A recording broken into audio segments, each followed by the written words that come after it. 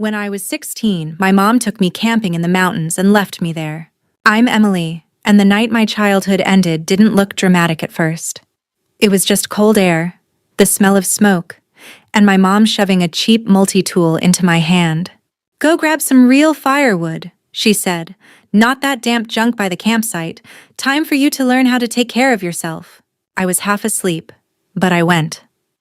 I wandered off the trail, snapping branches, stuffing them into my arms, trying not to trip over rocks in the dark. No signal, no flashlight, just my phone at 20% and that stupid little knife. I was gone maybe 40 minutes. When I came back through the trees, I heard voices near the tent. I slowed down, more from the tone than the words. "If she wants to survive," my mom said, calm like she was talking about the weather, "she'll figure it out." I froze. For a second I thought I misheard. Then I saw her. The tent was already half down. The cooler was in the back of the SUV. My backpack was on the ground, but everything else? Packed. "Very funny," I laughed, dropping the wood. "You're not actually leaving me here." She didn't laugh. She didn't even look guilty. She just tossed my backpack toward me. "You say you're grown up, right? Prove it." I grabbed the car door, but she peeled my fingers off the handle like they were nothing. The engine started. The headlights swung past my face. A minute later, I was standing alone in the dark with a dying phone, a half-zipped backpack, and the echo of tires on gravel. I thought that was the worst thing my mom could ever do to me. 6 years later, she walked into my job sobbing. And somehow, that hurt even more. Stay with me till the end, and I'll tell you how leaving me in those mountains was only the beginning. When the sound of the car finally faded, the forest got so quiet it hurt. I stood there for a long time, clutching my backpack like it might magically turn into a ride home if I squeezed hard enough. It did not. My phone said 15%. No bars. Just that little SOS symbol mocking me in the corner of the screen. I tried to tell myself this was a twisted camping lesson and they would circle back once I learned my lesson. I waited an hour, then another. The sky went from blue to orange to this deep purple that made the trees look like teeth. No headlights, no engine, no mom. Eventually, the cold pushed through my jacket and forced me to move. I set the backpack down and checked what I actually had. 2 bottles of water, 3 granola bars, a thin hoodie, a cheap plastic poncho, the multi-tool, no map, no charger. I laughed, this sharp, ugly sound that bounced back at me from the trees. 16 years old, and my own mother had basically dropped me in the middle of the Rocky Mountains with the starter pack for a school field trip. I tried to retrace the way we had driven in, following the dirt road that led toward the main campground. The problem was, every cluster of trees and rocks looked exactly the same in the dark. My phone flashlight made a weak little cone that barely reached 10 feet ahead. I kept thinking about all the true crime podcasts my friends loved, all the last seen at a campsite episodes I used to roll my eyes at. Now I could practically hear the narrator in my head, calm and detached, telling strangers how stupid I had been to trust my family. After maybe an hour of walking, I forced myself to stop. If I kept wandering without a plan, I would burn through my energy and get even more lost. So I did what I remembered from the one outdoor education class we had at school. Stay near a landmark. Stay visible. Conserve energy. I dragged some fallen branches into a rough circle and sat with my back against a thick tree, knees pulled up to my chest. The temperature dropped hard after sunset. My teeth started chattering. Every crack of a twig sounded like a bear. I knew most of the wildlife would rather avoid people, but try telling that to my nervous system. I did not sleep that first night as much as I just blacked out in tiny bursts, jerking awake at every sound. In those half-awake moments, I heard my mom's voice from earlier, over and over. If she wants to survive, she will figure it out. People say stuff in anger all the time, but that sentence had been too calm, too measured, like she had been rehearsing it in her head for weeks. Morning came slow and gray. My fingers were stiff, but I could still move them. I forced myself to eat half a granola bar and take small sips of water. I knew from health class that dehydration would kill me faster than anything, but panic would make me chug everything if I let it. During a tiny window when my phone showed 1 bar of signal, I opened an app we used in biology class that identifies plants and berries with the camera. I scanned the bushes nearby just in case. The app marked a few berries as safe, a few as unknown. I only picked the ones it flagged as safe, and even then I waited, chewing slowly, like poison might introduce itself politely before killing me. By noon, I decided I had to move. I followed the sound of running water, figuring if I stayed near a stream I could at least drink and maybe find a trail or other campers. The stream was ice cold, but it tasted cleaner than anything from a bottle. I remembered my teacher saying, moving water is usually safer than still water. Usually. Great word when your life depends on it. By the second night, the fear felt different. Less like a jump scare, more like a heavy coat that would not come off. I stopped expecting my parents' headlights. I stopped imagining this ending with a lecture and a ride home. I started admitting the one thing I did not want to say out loud. They really left me. On purpose. On the third day, my legs shook every time I stood up. My lips were cracked. I had 1 bottle of water left and half a bar. My phone was a dead rectangle in my pocket. I followed a narrow trail along the stream, mostly because it was easier than pushing through brush. That was when I heard it. Voices. Not in my head this time. Real voices. Laughing. The clink of metal against rock. I froze, then forced myself to shout. My voice came out thin at first. I tried again, louder, dragging air up from some stubborn place inside me. Help. The voices went quiet. For a second I thought I had scared them off. Then a man's voice called back, sharp and alert, asking where I was. I stepped out onto the trail, waving both arms. A group of 3 hikers stood a little way ahead, loaded with real gear, big packs, bright jackets, a GPS clipped to one of their straps. They looked at me like I was some kind of ghost. I must have looked like one. Dirt on my face, hair matted, eyes wide. One of them rushed over and put a hand on my shoulder, asking if I was hurt, if I was alone. That was the moment it hit me how bad it really was. I opened my mouth to answer, but all that came out was this broken little sound. Another hiker handed me a protein bar and a foil blanket, the kind they use at marathons. While I ate, they called in my situation on a radio to the park rangers, using words like minor, abandoned, possible neglect. Hearing those words made something inside me sit up. Neglect. Abandoned. It was the first time anyone had labeled what happened to me as something other than discipline. By the time we reached the ranger station, my legs were jelly, and my brain felt like it was lagging a few seconds behind everything. The ranger on duty wrapped me in another blanket and asked for my parents' phone number. My stomach twisted. I gave him my aunt's number instead. When my Aunt Linda pulled up in her old pickup, she ran to me and hugged me so hard my ribs hurt. She kept saying my name, over and over like an apology she did not know how to finish. On the drive to her house, she told me my parents had called her after the trip and said I had run off to punish them. They had not filed a missing person report. They had not called the park. They had gone home, taken showers, gone back to work.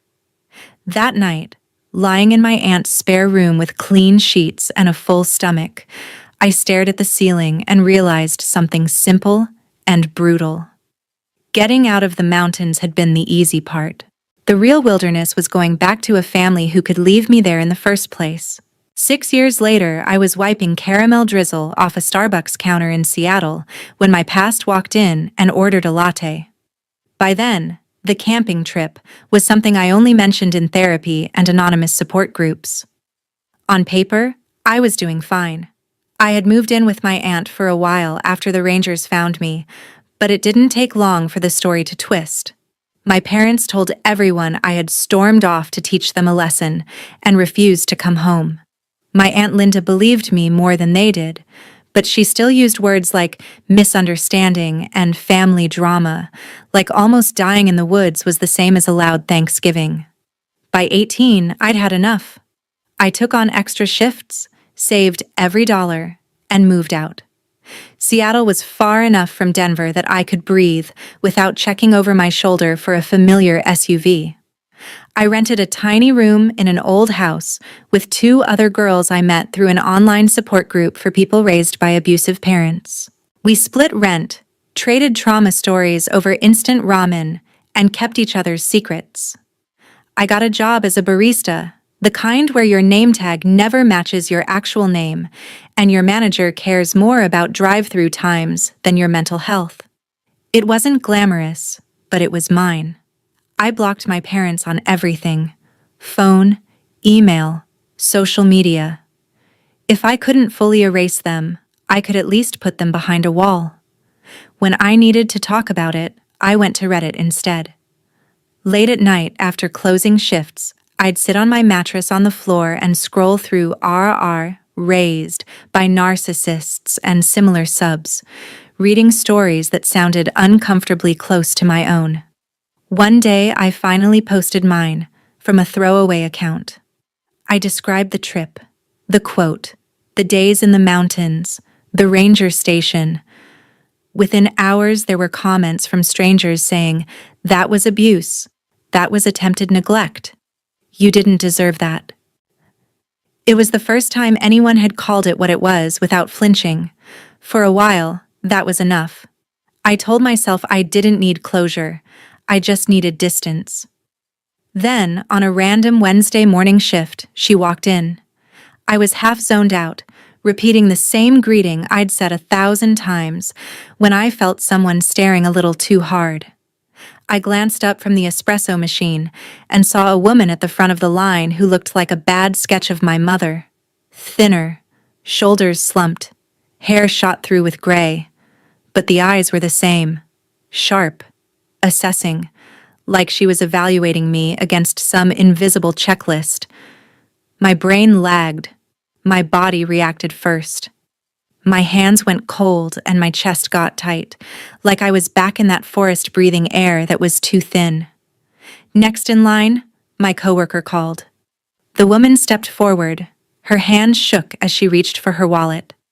"Tall vanilla latte," she said, then added, "Please," like the word hurt. I could have pretended not to recognize her.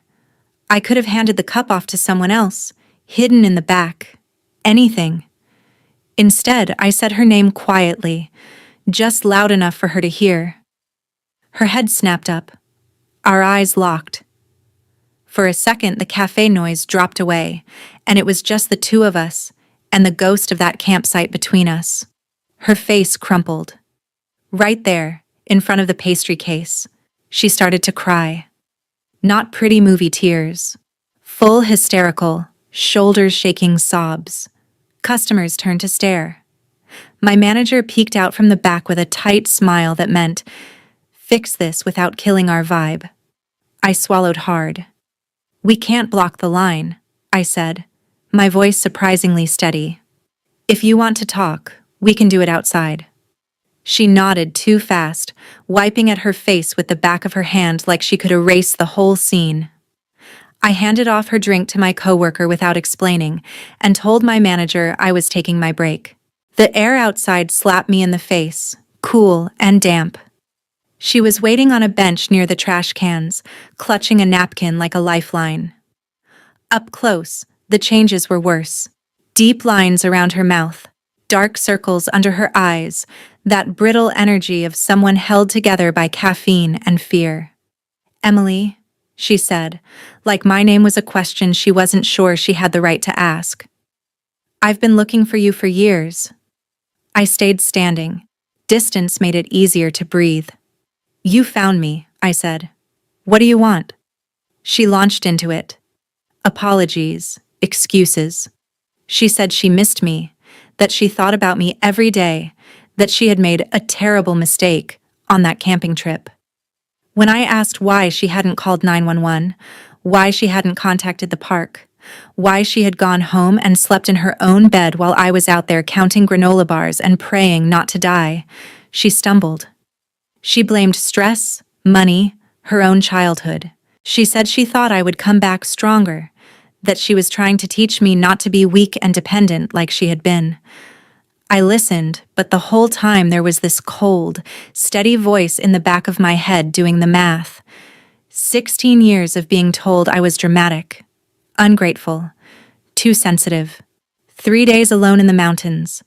6 years of silence. And now she shows up at my job, crying in front of my customers, demanding a second chance. "You didn't make a mistake," I finally said. "You made a choice.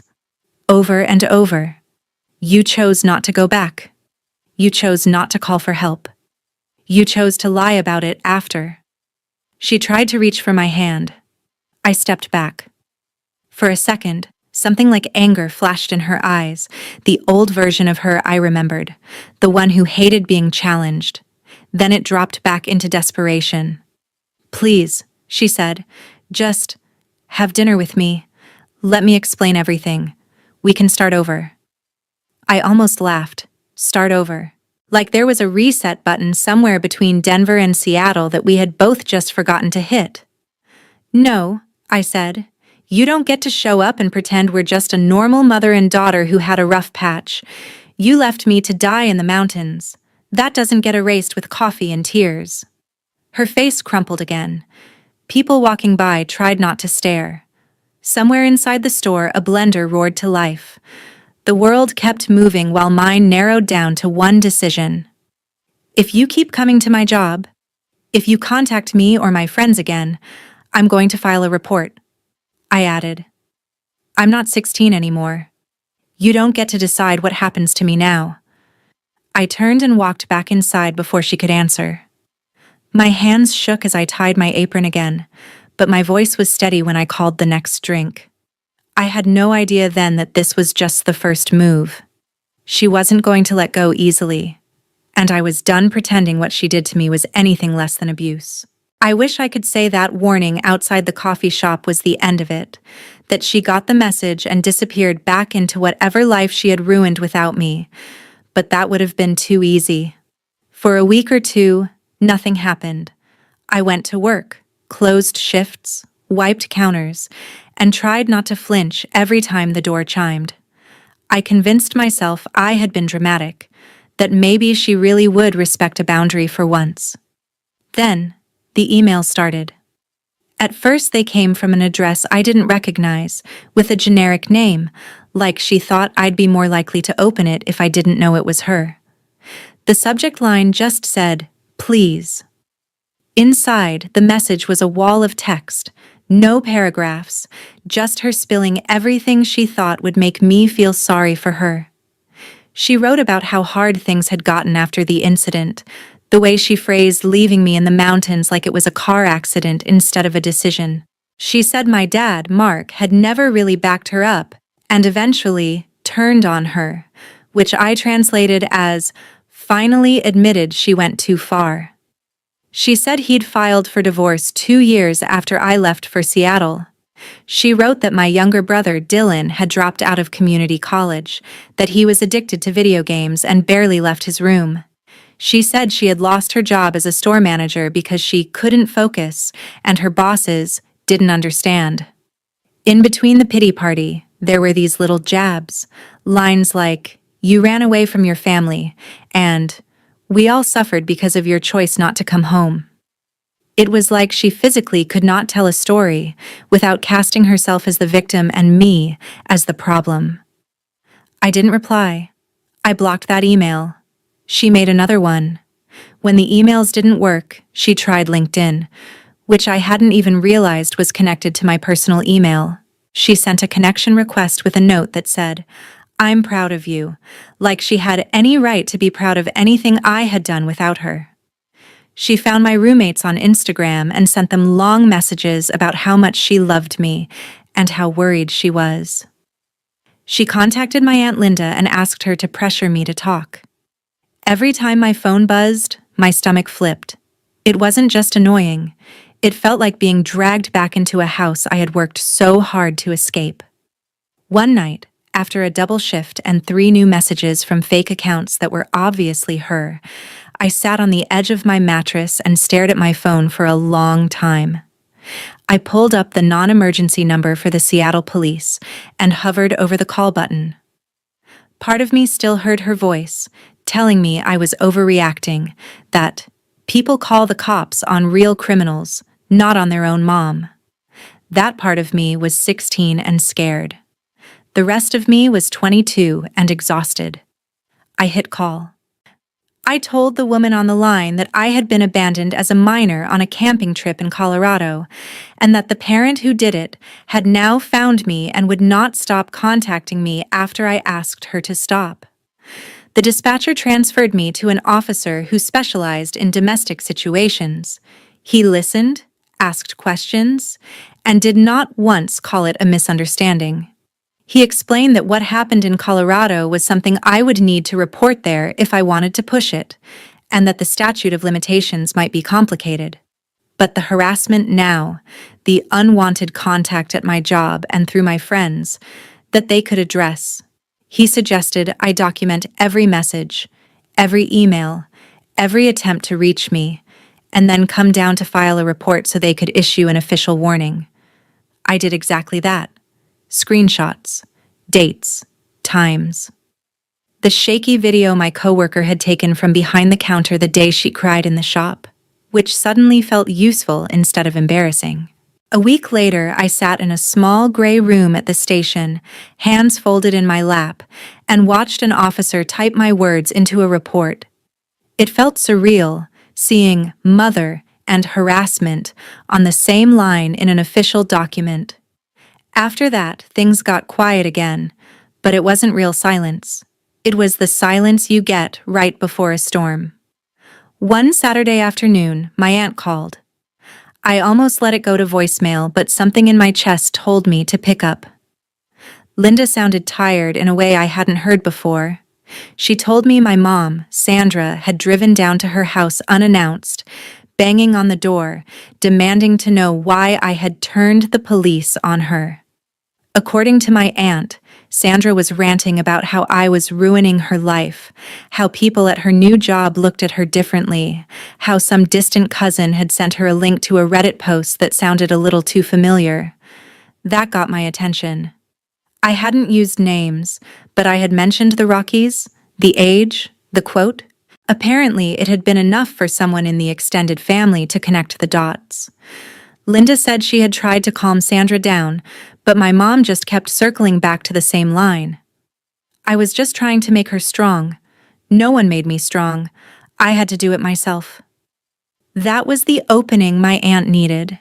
She told me gently that there was something about my mom's past she had never really talked about. When Sandra was around 10, their own mother had left her in a public park for hours as punishment for talking back. No phone, no watch, no idea when she'd be picked up. Their mother had gone shopping, had coffee with a friend, and returned smiling like nothing had happened. To her, it was a lesson. She never really got over it, my aunt said. She convinced herself that's why she's tough. That's how she survived. She thinks doing it to you was giving you the same gift. My aunt's voice cracked on the last word.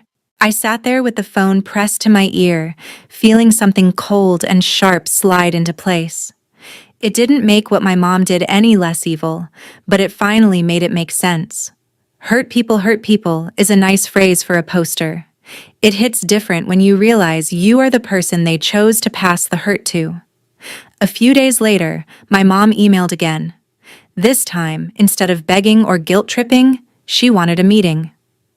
One real conversation, she wrote. No yelling. I'll answer anything.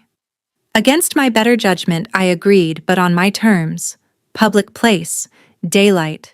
I told her we could meet at a park near my apartment, the one with lots of dog walkers and kids and nowhere for anyone to corner anyone else. When I got there, she was already on a bench, clutching a to-go cup in both hands like it might run away. She looked even smaller than before. For a minute, neither of us spoke. "I heard about your childhood," I said finally. "About Grandma leaving you in the park." She flinched like I'd slapped her. Then she laughed, this short, bitter sound. "Of course Linda told you that." She went on autopilot, telling the story like she'd clearly told it 100 times, how no one came when she cried, how she decided that day never to depend on anyone, how she had sworn her kids would be tougher than she was.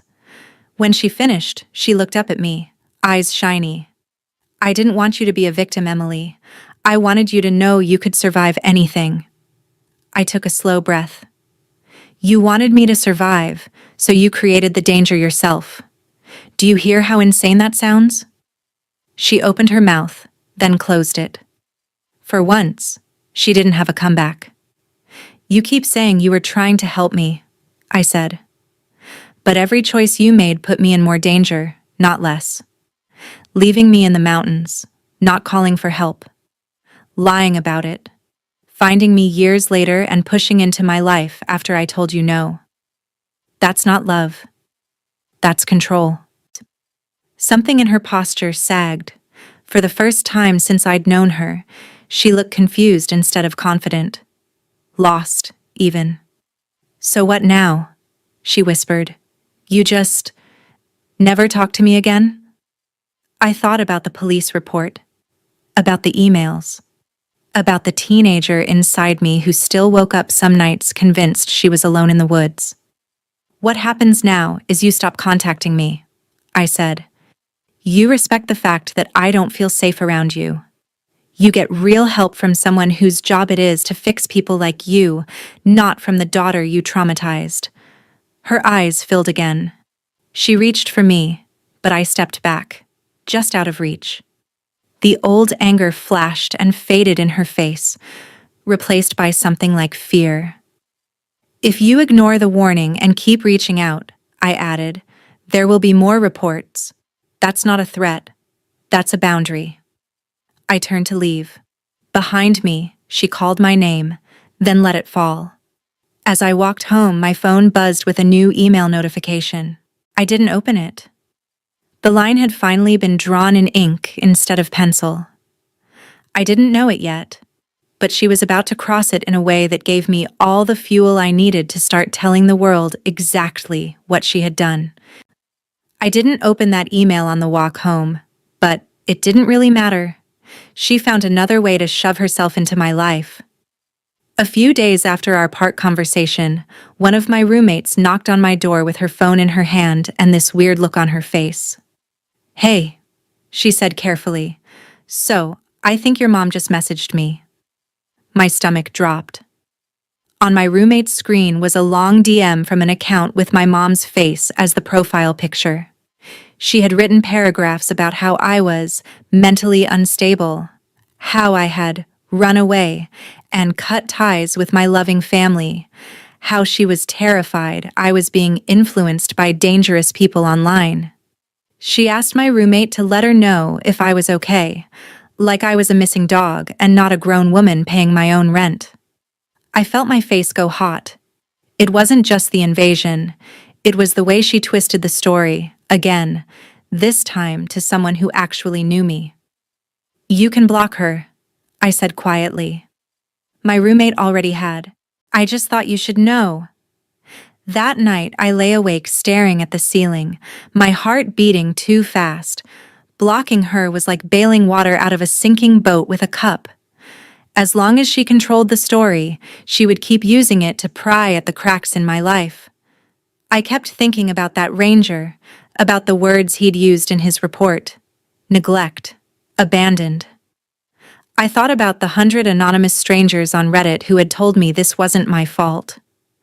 At some point, an idea clicked into place. If she was going to keep lying, maybe it was time to stop whispering the truth in safe little corners of the internet and start saying it louder. I started small.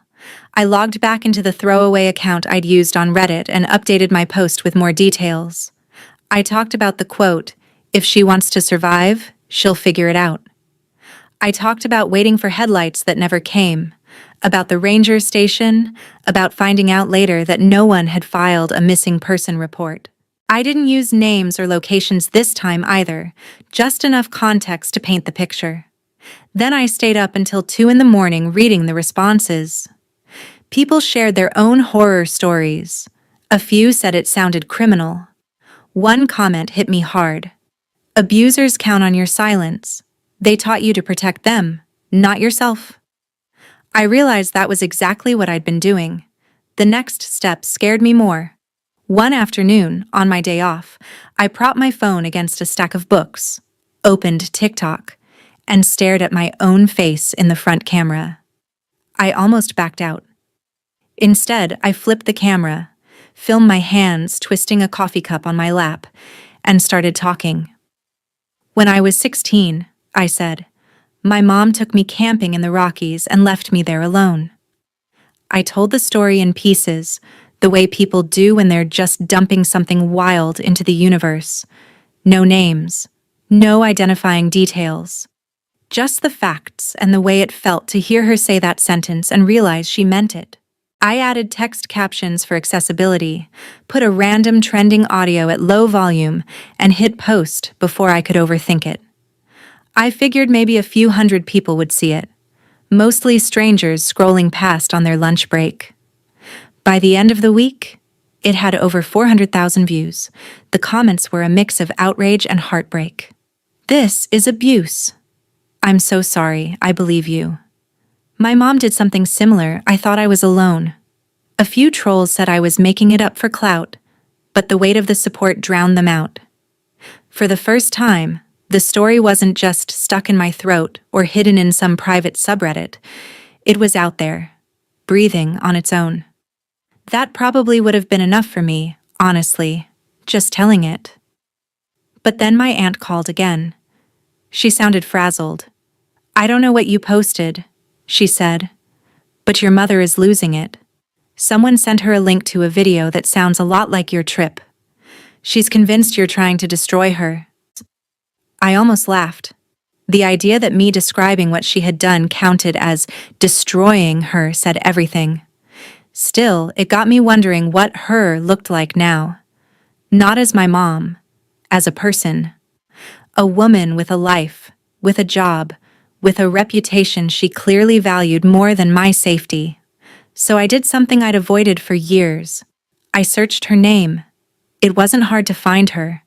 New city, same state. She had a small online shop and a couple of social media pages where she presented herself as a hardworking single mom who had overcome so much and now sold home goods and wellness products.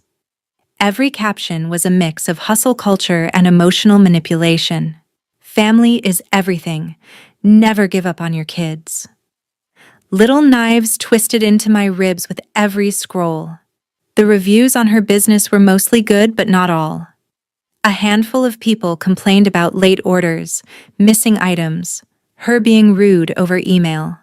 Nothing major, just red flags that looked a lot bigger when you knew who she was.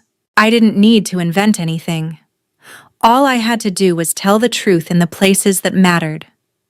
I made a second TikTok, this time talking about how some abusers managed to spin themselves into inspiring figures in their communities. Again, no names, no business details, just the pattern. The video stitched easily with my first one. People started asking in the comments how she could just walk away from abandoning a kid without consequences. Because I stayed quiet, I answered. Because those of us who lived it were taught to protect her image. Then I went to the review pages for her business. I didn't dox her. I didn't link my videos. I didn't tell people to harass her. All I did was leave one careful, honest review under my real first name. I gave 3 stars and wrote that the products had arrived, but the person behind the business had a history of severe emotional abuse and neglect, including abandoning her own child on a camping trip as discipline and never reporting them missing. I said that customers deserved to know the character of the person they were supporting. I hit submit and walked away from the laptop like it might explode. For a few days, nothing obvious happened. Then, little ripples started showing up. A former coworker of hers found my TikTok and commented that my story sounded way too familiar. A distant cousin messaged me privately, saying they had always suspected something worse had happened on that trip. But every time they asked, my mom shut them down. A woman who recognized my mom's face from my aunt's Facebook sent me screenshots of my mom's own posts, where she was now ranting about online bullies and cancel culture and a certain ungrateful daughter. The more she tried to clap back, the worse she looked. She made a video of her own, crying about how I had twisted the truth and edited out my own bad behavior. But she slipped. She repeated the quote, "If she wants to survive, she'll figure it out." People in her comments froze on that sentence. You could see it in the way the replies shifted from, "You're a great mom," to, "Wait, what?" and "You did what?" Her follower count dipped. Some of her customers began asking public questions. Had she really left a teenager alone in the mountains? Had she actually never called for help? On one of her business pages, a new review popped up from someone I didn't know. "I can't in good conscience support someone who admits to abusing their own child and calls it tough love." It snowballed from there. She tried to argue with strangers, to reframe, to gaslight people who hadn't even been there. The more she talked, the less control she had over the narrative. That's the thing about the internet. It can be cruel and unforgiving, yes. But sometimes it's the only place where people like my mom can't completely rewrite history without anyone checking the receipts. Sitting on my mattress in that tiny Seattle room, watching it all unfold on a cracked phone screen, I didn't feel triumphant. Not really. I felt something colder, steadier. For the first time, I wasn't outnumbered. For the first time, when she lied, there were thousands of people ready to ask the questions I'd been screaming into a void for years. And I knew, deep down, this was only the first wave. Real consequences were coming. The consequences didn't hit all at once. They came in waves, the way a storm rolls onto a beach, each one a little bigger than the last. The first wave was the comments. Under my mom's own posts, you could see the shift happen in real time. At first, her followers told her she was strong, that kids these days were soft, that we all got spanked and turned out fine. Then someone clipped her sentence about leaving me in the mountains and posted it on their own account with the caption, "This isn't discipline, this is abuse." That clip took off. Suddenly, strangers who had never heard of her were stitching her video, arguing in their own kitchens and bedrooms about what counted as tough love and what was just straight-up cruelty. My mom tried to keep posting her usual content, smiling with her products and typing long captions about resilience, but the replies were different now. "Are you the one who left your kid in the Rockies? Did you ever actually call the cops? Why are you selling candles instead of apologizing?" She deleted the worst comments, then turned them off completely. But the internet doesn't forget. People took screenshots. They shared them in private Facebook groups and local forums. One night, while I was counting the till at work, my phone buzzed with a DM from someone I didn't recognize. They said they used to work with my mom at the store she managed. "We always knew she had a temper," they wrote. "We just didn't know it was this bad. I'm sorry no one saw it sooner." A different message came from one of her recent customers who had ordered a big batch of products for a small boutique and gotten half of it late and wrong. She'd seen my review and connected the dots. "I thought she was just scatterbrained," the woman wrote. "Now I think she's dangerous." That woman and a handful of other customers filed complaints, not just on the review sites but through actual consumer channels. A few took her to small claims court over undelivered orders and refused refunds. I only found out because someone sent me a copy of the docket, her name printed in black and white next to the words, failure to provide goods as promised. There was something darkly satisfying about that phrase, failure to provide. It fit more than just candles and throw pillows. My aunt called again, exhausted. She told me my mom had been served papers at her apartment and had shown up at a family gathering ranting about how I had weaponized the internet against her. Some relatives agreed with her. Others, the ones who had quietly watched from the sidelines all these years, started asking questions they'd never dared ask before. What really happened on that camping trip? Why hadn't she called for help? Why had she lied? Every time she told the story, the details slipped a little, and someone would point it out. The control she'd had over the narrative all my life was cracking in front of her. That was the second wave. The third was uglier. A cousin sent me a photo of her sitting alone in her living room, blinds half closed in the middle of the day, surrounded by boxes of unsold inventory. The landlord had raised her rent, and between that and legal fees and refunding angry customers, she was barely hanging on. My brother Dylan texted me for the first time in years. His message was short and awkward, full of typos like he'd rushed it. "Mom's freaking out," he wrote. "She keeps saying you're trying to destroy her. I don't even know what to believe anymore." I stared at the screen for a long time before answering. "You don't have to pick a side," I wrote back. "You just have to decide what's true. She left me in the mountains. She never called for help. Those are facts." There was a long pause. Then he replied, "I remember that trip. I remember her telling Dad I'd thank her one day for being so hard on us. I thought she was just being dramatic." He didn't defend her. He didn't defend me either. But for the first time, it felt like he was standing in the actual middle, not on her team by default. More ripples, more waves. A local Facebook mom group picked up the story, not because of me, but because one of her customers posted a warning about buying from influencers with hidden pasts. The comments tore into her. A few defended her, but most didn't. They weren't there for our family drama. They were there as parents asking themselves a hard question. Would I ever do that to my kid? Watching strangers argue over your trauma is surreal. Part of me wanted to close the app and never open it again. Another part couldn't look away. It was like sitting in the back row of a courtroom where your life was the case file. Eventually, I realized I needed to say one more thing, not to the internet, but to her. Not for her benefit, for mine. I opened a blank email and started typing. I didn't bother with "Dear Mom." I laid out everything she had done, point by point, like a ledger. Leaving me in the mountains, not calling the Rangers, lying to the family, showing up in Seattle to demand a second chance without ever really owning what she'd done. Messaging my friends, painting me as unstable, turning herself into a victim online while I quietly tried to build a life she had no part of. Then I wrote the sentence that had been sitting in my throat since the ranger station.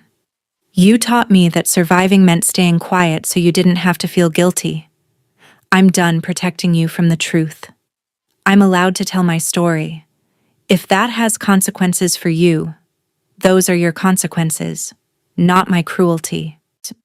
I told her that any further harassment would go straight to the police and that if she wanted less hate online, she could start by apologizing without excuses, both privately and publicly.